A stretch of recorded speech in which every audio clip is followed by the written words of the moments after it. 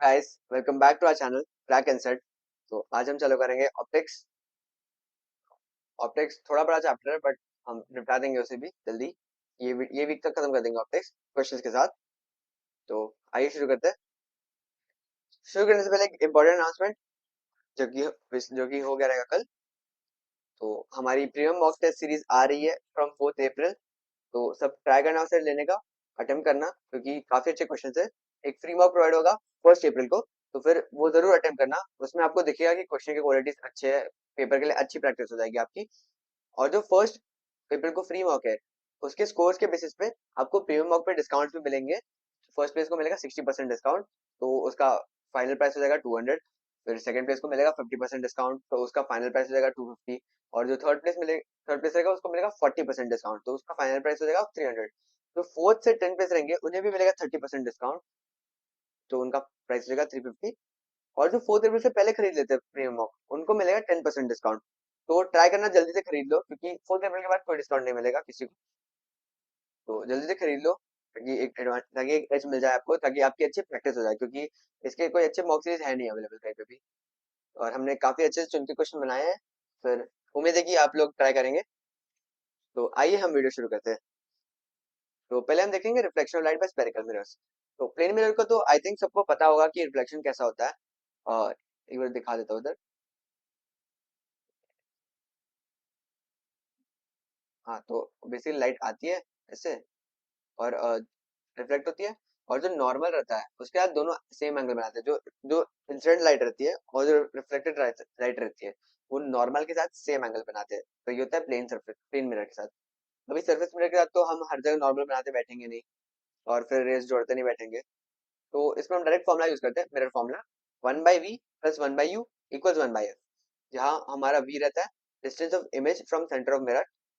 और centre of mirror मतलब ये मिरर जो फिजिकल बॉडी है उसका सेंटर, जो सर्कल है उसका सेंटर नहीं। यू भी हमारा ऑब्जेक्ट का डिस्टेंस होता है फ्रॉम सेंटर ऑफ मिरर। इधर हम दोनों साइन के साथ डालेंगे, और जो एफ रहता है फोकल लेंथ रहता है वो भी साइन के साथ डालेंगे। एफ का वैल्यू r/2 रहता है, जहाँ r होता है हमारा radius of curvature.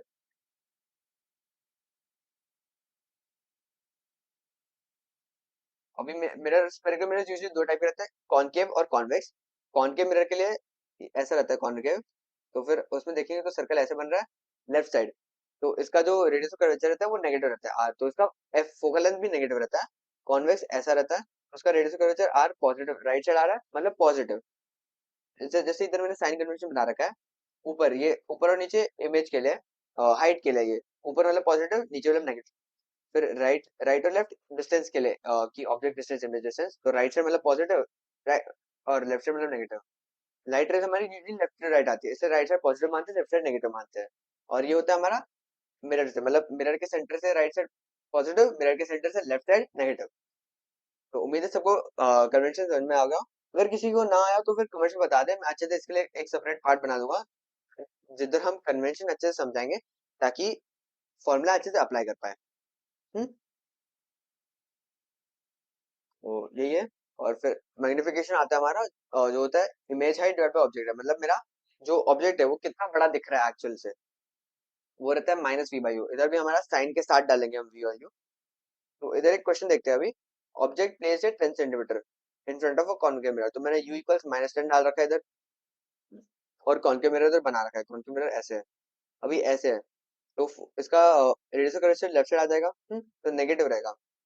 Radius of curvature 15 centimetre दिया, तो मेरा फोकल लेंथ हो जाएगा r/2, तो -15/2 हो जाएगा, क्योंकि माइनस, क्योंकि कॉनकेव है, मैंने अभी भी डायग्राम बना के दिखाया। ये लेफ्ट साइड है। हम्म। सही है। हमें फाइंड करना है position. Natural image, natural magnification को अभी के लिए साइड में रखते हैं। पहले पोजीशन निकालेंगे। पोजीशन निकालने के लिए हमें डायरेक्ट फॉर्मूला डालना है, 1/v plus 1/u equal 1/f। तो ये डालेंगे, क्या होगा हमारा 1/v equals 1/f minus 1/u लिखेंगे। पुट कर दिया, -1/7.5 माइनस -1/10, तो हो जाएगा 1/10 माइनस 1/7.5, हो जाएगा -2.5/75। तो v आ गया हमारा -30 सेंटीमीटर। माइनस आ गया ये भी। फिर मैग्निफिकेशन निकालेंगे, तो -v/u, v और u दोनों माइनस है, तो वो कट गया और बस माइनस बाहर का बचा, तो ये -3 आ गया। u 10 था, v 30 है, तो वो 3 हो गया डिवाइड करके, और माइनस बचा, तो मैग्निफिकेशन -3।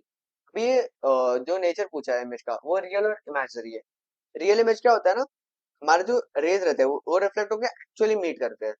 मतलब अगर मेरा ऐसा ना, तो फिर ये आया रे, ये भी रे आया एक, ये रिफ्लेक्ट होके ऐसे मीट कर गए, तो ये हो गया रियल इमेज। अभी अगर मीट नहीं करे, अगर मान लेते ऐसे चल जाते हैं, तो ये मीट नहीं करेंगे, तो ऐसा लगेगा ये पीछे से मीट करके आए थे, ऐसा लगेगा कि पीछे से मीट करके आए थे पहले ही। तो इसको बोलेंगे वर्चुअल इमेज, कि अगर एक्चुअली मीट नहीं किया बट ऐसा लग रहा है कि मीट करके आए हैं।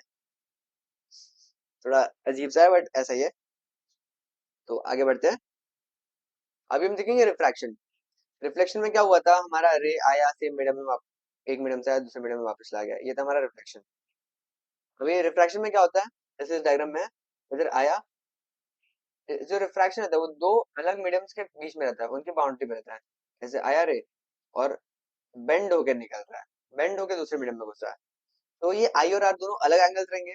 क्योंकि दो मीडियम का ऑब्वियसली रिफ्रैक्टिव इंडेक्स इधर अलग है ना, एक का n1 है दूसरे का n2 है। ये हम्म तो और जो रिफ्रैक्टिव इंडेक्स रहता है वो होता है c बाई वी, जहाँ हमारा c रहता है speed of light in air या फिर वैक्यूम, और v रहता है हमारा speed of light in that media. और इसका एक स्नेल्स लॉ ऑफ रिफ्रैक्शन भी रहता है जो फॉलो होता है, n1 sin i equals n2 sin r। ये जब भी रिफ्रैक्शन होगा ये फॉलो होगा, अगर ये फॉलो नहीं हो रहा मतलब समझ लो रिफ्रैक्शन नहीं हो रहा है, सीधी सी बात है। तो इसको हम लिख सकते हैं sin i divide by sin r equals n21, जहाँ n21 है हमारा n2 divide by n1, refractive index of media 2 with respect to refractive index of medium 1, जिसको हम लिख सकते हैं speed of light in 1 divide by speed of light in 2, और c1 की जगह v1 डाल दो, C usually speed of light के लिए बोलते हैं। हम्म, और फिर ऐसा ना, अगर हमारा जो सेकंड मीडियम रहता है जिधर घुसने वाला है, अगर उसका रिफ्रैक्टिव इंडेक्स 1 से ज्यादा रहता है, मतलब स्पीड ऑफ लाइट उधर कम है, और फिर फॉर्मूला में देखें sine i by sine r, sine i divide by sine r equals n21, अगर n2 n1 से बड़ा है, तो n21 पॉजिटिव रहेगा, ये ग्रेटर देन 1 होगा, वो पॉजिटिव तो रहेगा, ये ग्रेटर देन 1 होगा। तो अगर ये ग्रेटर देन 1 है तो फिर हमारा i वो r से बड़ा होगा ना, तो अगर आई बड़ा हो गया आर से, तो फिर जो हमारा रिफ्रैक्टेड रे है, इसको रिफ्रैक्टेड रे बोलते हैं, जो दूसरे मीडियम में जा रहा है वो नॉर्मल की तरफ जाएगा, क्योंकि आर तो छोटा हो गया आई से, तो नॉर्मल की तरफ जा रहा है वो। तो इस केस में बोलेंगे कि जो सेकंड मीडियम वो ऑप्टिकली डेंसर है, अगर उसका रिफ्रैक्टिव इंडेक्स फर्स्ट आ रहा है तो वो ऑप्टिकली डेंसर है। फिर उल्टा हो रहा है कि जो हमारा सेकंड मीडियम है वो n2 लेस देन n1 है, तो हमारा n21 1 से कम होगा, पॉजिटिव रहेगा बट 1 से कम होगा, तो इस केस में हमारा आर आई से बड़ा हो जाएगा। तो इस केस में रिफ्रैक्टेड रे नॉर्मल से अवे जाएगा, बेंड्स अवे फ्रॉम नॉर्मल। तो इस केस में हमारा जो ये सेकंड मीडियम रहेगा वो रेयरर मीडियम रहेगा, ऑप्टिकली रेयरर। अगर कोई मीडियम का जो एन रहता है रिफ्रैक्टिव इंडेक्स वो ज्यादा रहता है दूसरे मीडियम में, तो उसको ऑप्टिकली डेंसर बोलते हैं, जिसका ज्यादा है। ठीक है, फिर आते हैं टोटल इंटरनल रिफ्लेक्शन पे। तो ये सिर्फ तभी होता है जब हमारा रेट डेंसर मीडियम से रेयरर मीडियम में जाता है, जैसे कि हमारा n21 लेस देन 1 होना चाहिए इधर। और अगर sine sine i by sine r equals n21 रहता है रिफ्रैक्शन में, अगर sine i by sine n21 greater than 1 हो गया, तो साइन आर तो कभी ये इक्वेट कर ही नहीं सकता है, तो ये इक्वेशन फॉलो नहीं होगा। तो अगर ये इक्वेशन फॉलो नहीं होगा तो मैंने पहले क्या बोला, रिफ्रैक्शन होगा ही नहीं अगर इक्वेशन फॉलो नहीं होगा। इस केस में जो पूरा रे वो रिफ्लेक्ट हो जाएगा वापस, रिफ्लेक्ट करेगा नहीं, दूसरे मीडियम में घुसेगा ही नहीं, वापस सेम मीडियम में रिफ्लेक्ट हो जाएगा। तो यही होता है। और ये तब होता है जब हमारा एंगल ऑफ इंसिडेंस जब ज्यादा रहेगा ना, क्योंकि n2 तो बड़ा है बट हो सकता है अगर आई कम हो तो फिर ये चीज ये क्वांटिटी लेस देन बना दे, तो फिर उस केस में रिफ्रैक्शन हो जाएगा। तो ये जब आई बढ़ाते हैं तभी होता है। और ये कब होता है, इसका एक थ्रेशोल्ड वैल्यू होता है, I greater than I C. IC क्या रहता है, आईसी हमारा क्रिटिकल एंगल रहता है, जो आईसी रहता है क्रिटिकल एंगल, और इस पे ऐसा होता है कि हमारा आर 90 होता है मैक्सिमम वैल्यू जो आर है, ये क्योंकि उसके बाद तो आर टक्कर दे ही नहीं पाएगा इसको। तो sine i by sine 90 equal n21, और इससे जो आई आता है उसको आईसी बोलते हैं, तो साइन आईसी इक्वल्स n21। तो जब आई इस आईसी से बड़ा होगा तभी टोटल इंटरनल रिफ्लेक्शन होगा, तो ये याद रखना। फिर इस टोटल इंटरनल के रिफ्लेक्शन के एप्लीकेशंस भी होते हैं, जैसे कि प्रिज्म में यूज होता है, कोई रे को 90 डिग्री से बेंड करने के लिए, कोई रे को 180 डिग्री से बेंड करने के लिए, या फिर अगर ये सी में देखे तो फिर रे का पाथ तो चेंज नहीं हुआ है, बस बीच में एक प्रिज्म डाल दिया, वापस रे सेम में इमर्ज हो रहे हैं, बस उल्टा हो गया इमेज। तो ये भी एक एप्लीकेशन हुआ है इसका। फिर ये यूज होता है ऑप्टिकल फाइबर्स में, क्योंकि टोटल इंटरनल रिफ्लेक्शन से जो एनर्जी ट्रांसफर है वो मैक्सिमम रहता है, तो फिर ऑप्टिकल फाइबर में लॉन्ग डिस्टेंस ट्रांसमिशन में ये यूज होता है ताकि मैक्सिमम एनर्जी ट्रांसफर हो पाए। लाइट और सिग्नल ट्रांसमिशन में यूज होता है। आगे देखते हैं। आगे देखेंगे हम reflection at a spherical surface. तो फिर इसमें भी हमारे पास डायरेक्ट फॉर्मूला है, n2 by v minus n1 by u equals n2 minus n divide by r. इधर वापस हम साइन के साथ डालेंगे वी यू और आर, n2 और n1 में साइन होता नहीं है, वो रिफ्रैक्टिव इंडेक्स है।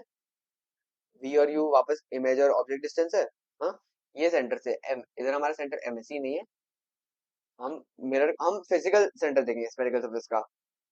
ये सी तो ज्योमेट्रिक सेंटर है, जो सर्कल जैसा कुछ बन रहा है उसका सेंटर है, बट एम हमारा जो फिजिकल ऑब्जेक्ट है उसका सेंटर है। ठीक है, तो एम से हम देखेंगे डिस्टेंस यू और वी, और आर रेडियस ऑफ कर्वेचर और स्फेरिकल सरफेस है। तो अगर आर राइट साइड आ रहा है तो मतलब पॉजिटिव है, अगर आर लेफ्ट साइड आ रहा है मतलब नेगेटिव है। तो उसी के साथ साइन साइन साइन के साथ डालना है। तो जैसे इधर देखेंगे तो ये सरफेस आउटसाइड बल्ज कर रहा है तो उसको कॉन्वेक्स बोलेंगे। तो इसका हमारा जो सेंटर है वो राइट साइड आ रहा है, और मतलब radius of curvature right side आ रहा है, तो इसलिए पॉजिटिव है। तो कॉन्वेक्स में आर ग्रेटर 0। अभी कॉनकेव, कॉनकेव में कैसा होगा? कॉनकेव ऐसा होगा जैसा नीचे फिगर में बना रखा है मैंने। तो नहीं, कॉनकेव नहीं बनाया हमने फिगर में। कॉनकेव में ना ऐसे होगा, मैं इधर बनाता हूँ। कॉनकेव ऐसा होगा तो इधर radius of curvature left side आ जाएगा, तो कॉनकेव में आर लेस देन 0 जो इधर लिखा हुआ है। तो ये इंपॉर्टेंट है समझना कि आर लेस देन 0 है, आर ग्रेटर देन 0, क्योंकि उसके हिसाब से हमारा आंसर चेंज हो सकता है। तो अभी क्वेश्चन देखते हैं। Light from a point in air falls on a spherical glass surface n equals 1.5, radius of curvature 20 centimeter. The distance of the light source from the glass surface is 100 centimeter. At what position is image formed? तो हमें v पूछा है, हमें u दिया हुआ है -100 centimetre, glass का n दिया हुआ है जो कि हमारा n2 रहेगा इधर, n2 इक्वल्स 1.5, और n1 n air basically equals 1, r equals 20 centimetre. इधर कुछ दिया हुआ नहीं तो मैं r को पॉजिटिव मानूंगा, इधर इधर कॉन्वेक्स मानते हैं। ठीक है, तो लगा दिया अभी formula, n2 by v minus n1 by u equals n2 minus n1 divide by r।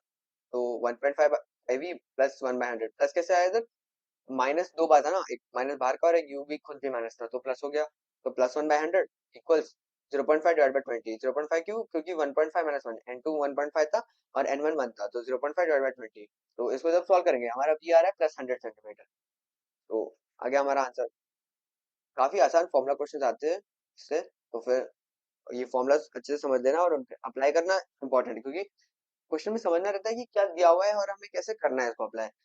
बस वो समझ में आ गया फिर तो क्वेश्चन में बस फॉर्मूला डालना है और हमें इजी 4 मार्क मिल जाएंगे। बस इतना ही है। अभी हम देखेंगे रिफ्रैक्शन बाय लेंस। तो लेंस क्या रहता है ना, लेंस में दो सरफेस रहते हैं। ऊपर करने से थोड़ा गड़बड़ हो रहा है, ऊपर हम थोड़ा कम यूज करेंगे। तो लेंस में हमारे दो सरफेस रहते हैं, लेफ्ट साइड और एक राइट साइड, तो दोनों जगह रिफ्रैक्शन होता है, तो फिर उनका नेट इफेक्ट हमें देखना रहता है। तो उसके लिए हम फोकल लेंथ निकालते हैं, जिसको हम लेंस मेकर्स फॉर्मूला से निकालते हैं, तो उसको लेंस मेकर्स फॉर्मूला बोलते हैं। 1/f equals n2 1 minus 1 1/r1 minus 1/r2, जहाँ r1 है हमारा फर्स्ट सरफेस का रेडियस ऑफ कर्वेचर, r2 है हमारा सेकंड सरफेस का रेडियस ऑफ कर्वेचर, n2 1 है, n2 डिवाइड बाय n1। और इधर भी r1 और r2 साइन के साथ डालेंगे हम हर जगह इधर साइन के साथ ही डालेंगे, किधर नहीं डालना रहेगा तो मैं बता दूंगा। बस, तो इधर से हम फोकल लेंथ निकालते हैं और हम डालते हैं दूसरे फॉर्मूला में, तो ये है thin lens formula, 1/v minus 1/u equals 1/f। तो इसमें हम डाल देते हैं, इधर भी सब साइन के साथ ही डालेंगे। और हमारा जो कॉन्वेक्स लेंस रहता है उसमें दोनों सरफेस बाहर की तरफ बल्ज करते हैं, बट कॉन्वेक्स लेंस में हमारा जो रहता है फोकल लेंथ वो पॉजिटिव रहता है, एफ ग्रेटर देन 0, और कॉनकेव लेंस में नेगेटिव रहता है फोकल लेंथ। कॉनकेव लेंस ऐसा होता है।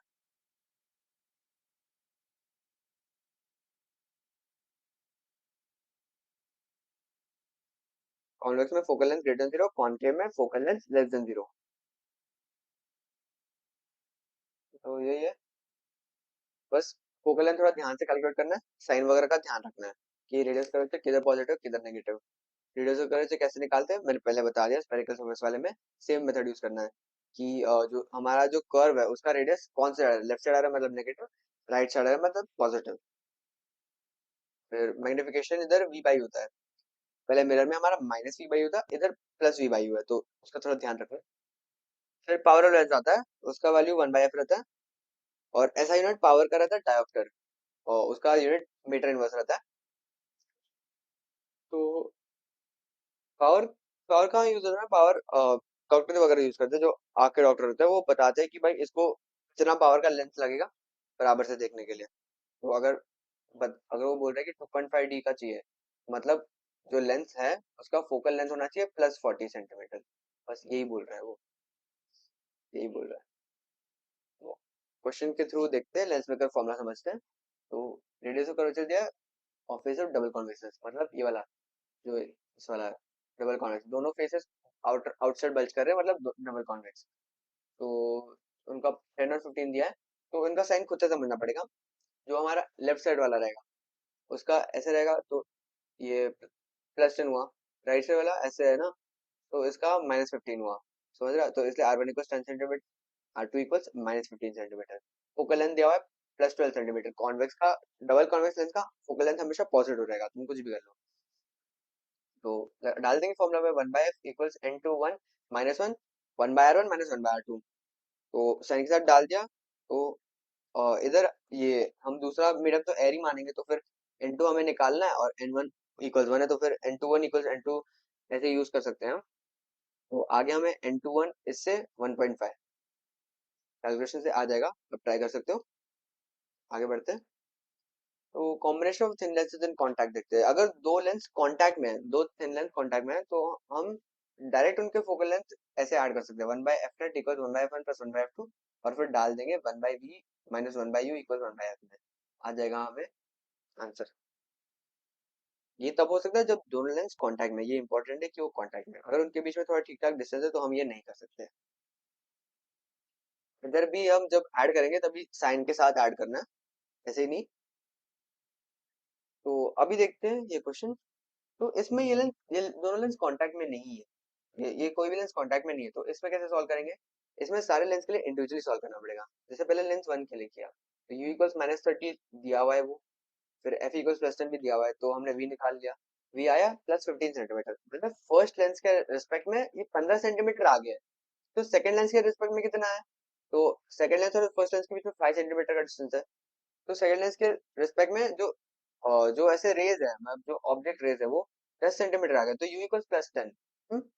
फिर f इक्वल्स -10 दिया हुआ है, तो ऐसे हमारा v आता है इन्फिनिटी इधर, मतलब सेकंड लेंस के रिस्पेक्ट में जो उसका इमेज आ रहा है वो इन्फिनिटी पे आ रहा है, तो थर्ड लेंस के रिस्पेक्ट में ऑब्जेक्ट भी इन्फिनिटी पे ही हुआ। क्योंकि इन्फिनिटी -10 से कुछ फर्क पड़ेगा नहीं। फोकल लेंथ दिया हुआ है 30 सेंटीमीटर, तो 1/v इक्वल्स 1/u + 1/f किया, तो u इन्फिनिटी है, तो ये वाला टर्म जीरो हो गया, ये टर्म जीरो हो गया। तो 1/v इक्वल्स 1/f आ गया, तो हमारा जो फाइनल इमेज में फोकल लेंथ भी आ गया। ऐसे करना है हमें, ये पार्ट बाय पार्ट करना पड़ेगा अगर लेंस कांटेक्ट में नहीं है और मल्टीपल लेंस दिए हुए हैं। तो ये याद रखना, अगर कोई लेंस के लिए ऑब्जेक्ट इन्फिनिटी पे है, तो ऑब्जेक्ट जो इमेज रहेगा वो उसके फोकल लेंथ पे ही आएगा। ये काफी जल्दी हेल्प करता है क्वेश्चन करने में। आगे बढ़ते हैं। अभी हम देखेंगे refraction through a prism. Refraction through a prism,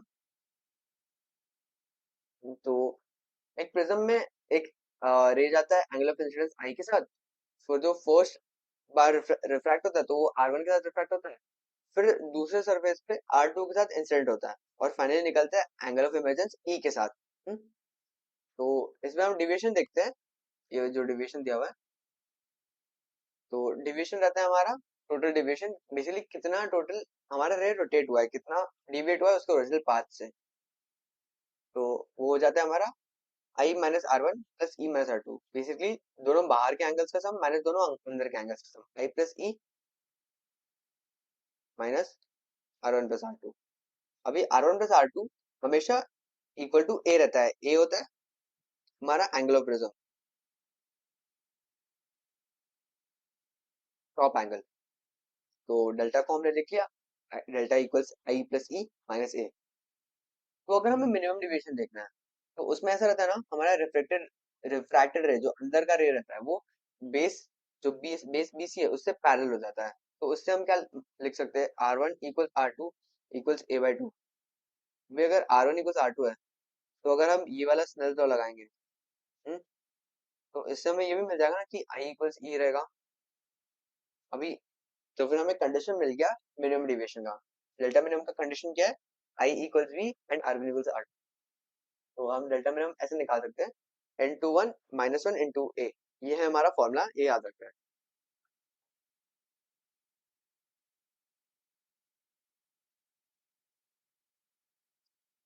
और हम रिफ्रैक्टिव इंडेक्स भी निकाल सकते हैं प्रिज्म का इस फॉर्मूला से, N2/N1 equals sine of A plus delta minimum divide by 2 divide by sine A/2। तो आज की वीडियो के लिए इतना ही। हम अगली वीडियो में ऑप्टिक्स का थ्योरी खत्म कर देंगे, फिर हम ये संडे को उसके क्वेश्चंस भी का भी सोल्यूशन दे देंगे। अगली वीडियो में गूगल फॉर्म प्रोवाइड हो जाएगा ऑप्टिक्स का, तो वो अटेम्प्ट करना जरूर। तो मिलते हैं अगली वीडियो में। और सबको ट्राई करना कि आप ये प्रीमियम मॉक सीरीज दे पाओ, क्योंकि उससे एग्जाम में काफी हेल्प होगा। आइडिया लगेगा कैसे क्वेश्चन आ रहे हैं, कैसे अटेम्प्ट करना है, किधर टाइम ज्यादा देना है, किधर टाइम कम देना है, किस क्वेश्चन को प्रायोरिटी देना है। तो ये सब एग्जाम देने से ही मालूम पड़ेगा। सब ट्राई करना लेने का। मिलते हैं हम अगली वीडियो में। Thank you.